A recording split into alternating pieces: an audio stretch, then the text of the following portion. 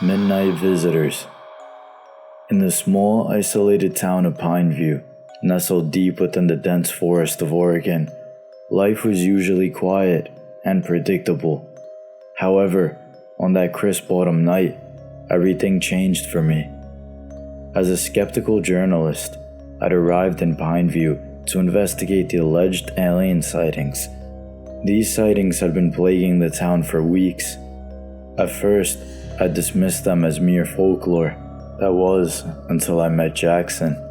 Jackson was an old-timer who swore he'd seen strange lights in the sky. Intrigued by this, I agreed to accompany him on a late-night stakeout.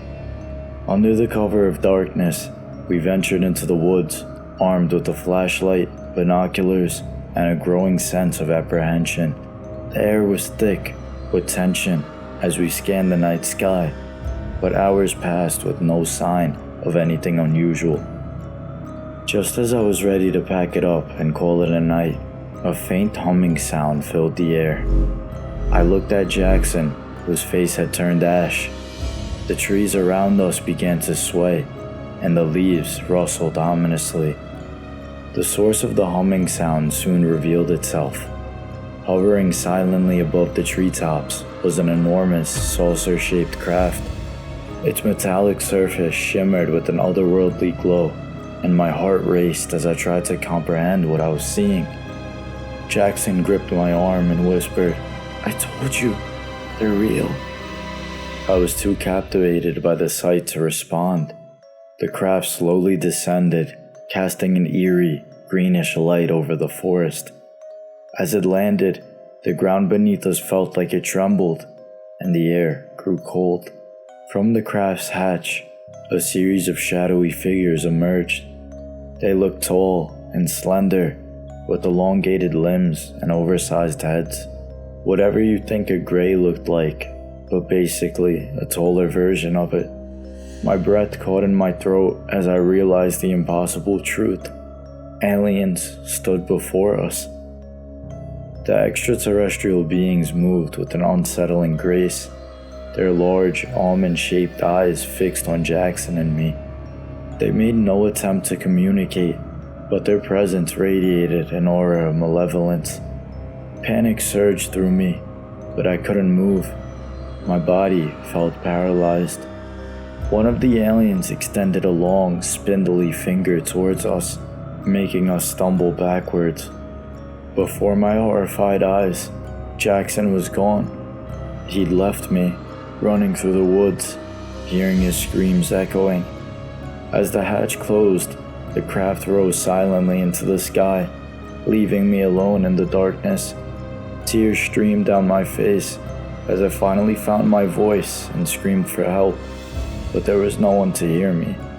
My horrifying encounter with these aliens in Pineview became a chilling legend, perpetuated by those who believed in the unexplainable.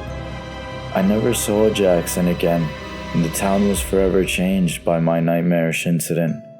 But of course, those who believed me were few, and those who didn't were much more. The saucer.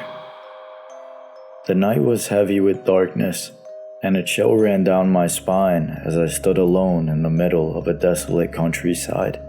I'd always been fascinated by the mysteries of the universe, but I never expected that my curiosity would lead me to this eerie encounter. It was a moonless night, and the stars shimmered like diamonds in the vast velvety sky. I'd driven out to the remote fields, far from the city's blinding lights, hoping to catch a glimpse of a meteor shower. Armed with my trusty telescope and a thermos of hot coffee, I was prepared for a long night of stargazing. As the hours ticked by and my eyelids grew heavy, I began to wonder if the meteor shower was just a rumor after all. My breath hung in the frigid air, and the wind whispered secrets through the tall, swaying grass. Just when I was about to give up and pack it in for the night, a faint humming sound reached my ears. Startled, I lowered my telescope and scanned the sky. At first, there was nothing out of the ordinary, just a distant twinkle of stars. But then, a pinprick of light appeared, moving steadily across the heavens. I adjusted my telescope to get a closer look. The light grew brighter and larger, and a shiver of anticipation tingled down my spine. It was no meteor, it was something else entirely. As I focused my telescope on the object, I gasped in disbelief. It was a saucer-shaped craft, unlike anything I'd ever seen before. Its surface seemed to shimmer with an otherworldly glow. It moved through the sky with a grace that defied earthly physics. My heart raced as I realized I was witnessing a UFO. The craft hovered in the night sky, silent and mysterious. It emitted an otherworldly light that bathed the surrounding landscape in an eerie, greenish glow. My hands trembled as I tried to capture every detail through my telescope. It was a moment of pure awe and terror, knowing that I was not alone in this universe. As I watched, the craft made a sudden, erratic movement, defying all known laws of motion. It zipped across the sky at a speed that left my head spinning. I could feel my heart pounding in my chest as a mixture of fear and wonder consumed me. Then, in the blink of an eye, it was gone. The craft vanished into the vastness of space, leaving me standing alone in the dark fields, my telescope still trained on the empty sky. My mind raced with questions, and a sense of unease settled over me. I packed up my equipment and returned to my car, my hands still shaking. I couldn't deny what I just witnessed, but I also couldn't explain it. The encounter with the UFO left me with a profound sense of wonder and dread, a reminder that there are mysteries in the universe that may never be fully understood. Woodwalkers. The woods had always been my sanctuary, a place of solace and tranquility, but on that fateful night, they transformed into a realm of unrelenting terror. I'd ventured into the forest, guided only by the pale moonlight filtering through the dense canopy above. My footsteps were hushed on the carpet of fallen leaves, and the air was thick with the scent of damp earth and pine. The woods had always held a special allure for me, a place where I could escape the noise and chaos of the world. Tonight, though, I sought something different. Rumors had circulated through the small town nearby, whispers of strange occurrences in these woods, unearthly lights, and bizarre sounds that defied explanation. Skeptical, yet intrigued, I decided to investigate. Armed with a flashlight, I wandered deeper into the darkness, guided only by the faint rustling of leaves and the echo of my own breath. It was a calm and peaceful night, until it wasn't.